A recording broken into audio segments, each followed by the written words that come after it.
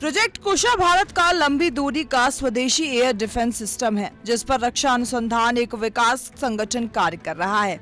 यह सिस्टम रूस के S-400 ट्रिम्फ जैसी क्षमता वाला माना जा रहा है, लेकिन यहाँ भारत पूरी तरह स्वदेशी तकनीक का इस्तेमाल कर रहा है।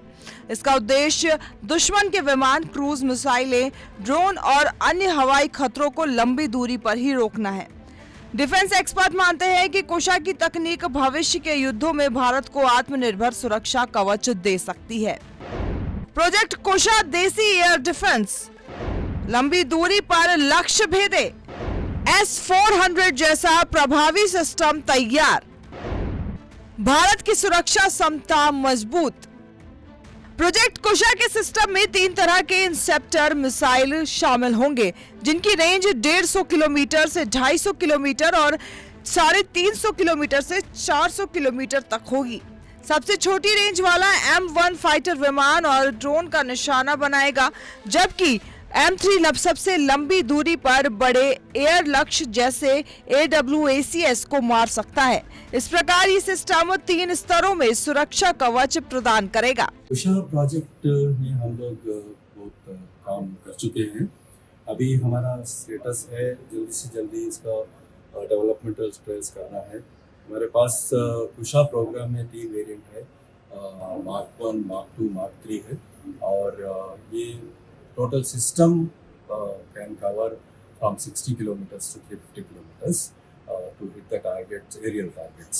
सो अभी हम लोग जल्दी से जल्दी उसका डेवलपमेंटल ट्रायल्स करके then we will be going for the user trials to demonstrate the performance of the Kusha system. Bharat की वायुसेना ने प्रोजेक्ट कुशा के 5 स्क्वाड्रन खरीद को मंजूरी दे दी है, जिसकी कुल लागत लगभग 21,700 करोड़ बताई जा रही है। इस स्वदेशी तकनीक की मदद से भारत विदेशी निर्भरता को कम कर सकेगा।